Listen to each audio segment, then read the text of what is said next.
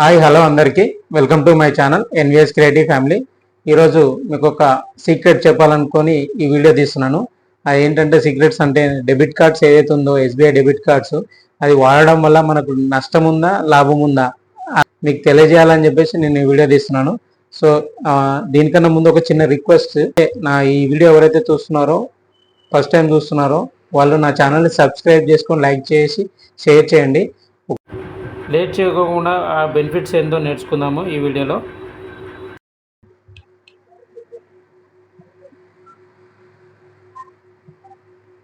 So ఇప్పుడు SBI debit card వాడడం వల్ల మనకు యూజ్ ఏంటంటే, ముఖ్యంగా నాకు వచ్చిన రెడీమ్ పాయింట్స్ ఏవైతే ఉన్నాయో రెడీమ్ పాయింట్స్ చూపిస్తాను.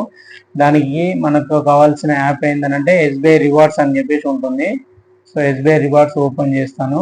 ఓపెన్ చేయగానే నాకు ఏ విధంగా క్యాష్ బ్యాక్ వస్తున్నాయి, ఏ విధంగా రెడీమ్ పాయింట్స్ వస్తున్నాయి అనేది చూపిస్తాను. అండ్ రెడీమ్ పాయింట్స్ వాల్యూ ఎంతనో మీకు ఈ వీడియోలో మీకు తెలియజేస్తాను అన్నమాట. సో ఇంటర్ఫేస్ ఇలా వస్తుంది. SBI rewards points app open చేయగానే ఇంటర్ఫేస్ ఇలా వస్తుంది. దీంట్లో అకౌంట్ సెక్షన్కి వెళ్ళాలి. అకౌంట్ సెక్షన్కి వెళ్ళిన తర్వాత మనకి ఇక్కడ ట్రాన్సాక్షన్ హిస్టరీ ఉంది. అండ్ అదే కాకుండా ఇక్కడ చూడండి 7604 పాయింట్స్ అని ఉంది కదా, దాని కింద వాల్యూ చూడండి 1916 రూపీస్.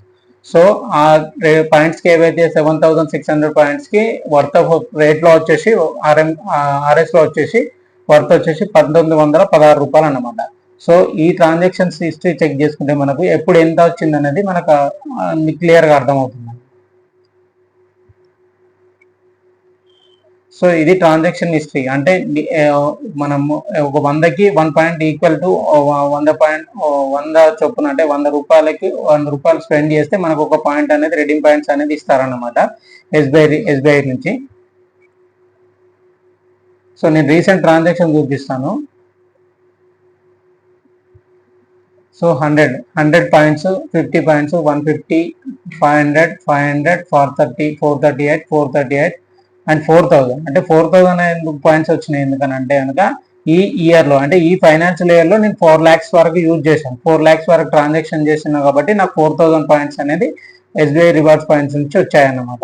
సో ఇది ప్రాసెస్. అండ్ అదే విధంగా ఇట్లా రివార్డ్స్ పాయింట్స్ వస్తూ ఉంటే దీన్ని మనం రెడీమ్ చేసుకోవడానికి ఆప్షన్స్ ఉన్నాయి. అంటే ఇది 199 చూసారా, మొబైల్ ప్రీపెయిడ్ రీఛార్జ్ చేశాను. దానికి సంబంధించిన రీఛార్జ్ అమౌంట్ 199. అండ్ 2486 అనేది నేను క్రెడిట్ కార్డ్ బిల్ పే చేశాను అన్నమాట. సో 2099, 799, 899 ఇది ఓవరాల్గా మన రీఛార్జ్ చేస్తాను అన్నమాట.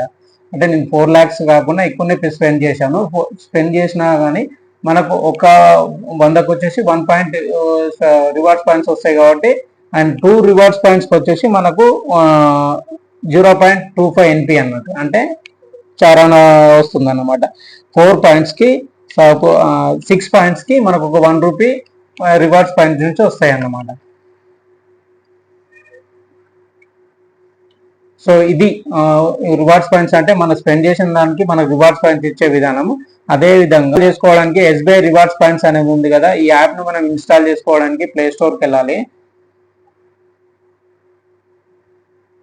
అండ్ ప్లే స్టోర్కి వెళ్ళిన తర్వాత మన సెర్చ్ బటన్లో ఎస్బీఐ రివార్డ్స్ అని టైప్ చేసుకోవాల్సి వస్తుంది.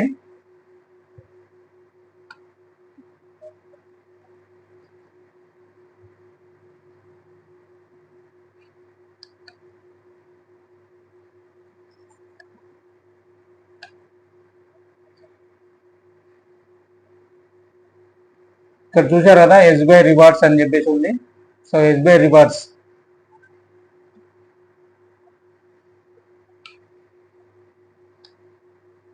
సో యాప్ అనేది ఇట్లా ఉంటుంది అన్నమాట.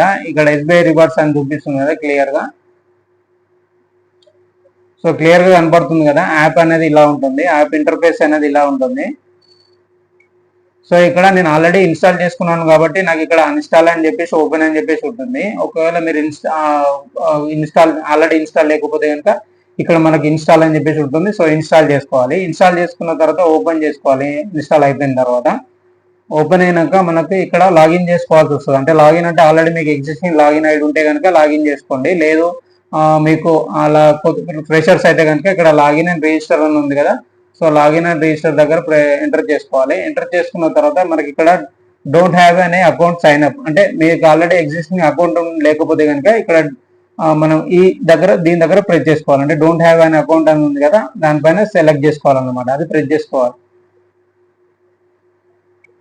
సో ప్రెస్ చేసుకున్న తర్వాత ఇక్కడ మనకు enter customer ID are SIP number అడుగుతుంది. ఎంటర్ కస్టమర్ ఐడి నార్మల్ గా చాలా మందికి తెలియదు, బట్ సిప్ నెంబర్ అనేది మీ అకౌంట్ బుక్ లో ఏది ఉందో, మీ అకౌంట్ బుక్ ఉంది కదా, బుక్ కు అకౌంట్ పైన సిప్ నెంబర్ అనేది ఉంటుంది, అంటే కస్టమర్ ఐడెంటిఫికేషన్ నెంబర్ అని ఉంటుంది.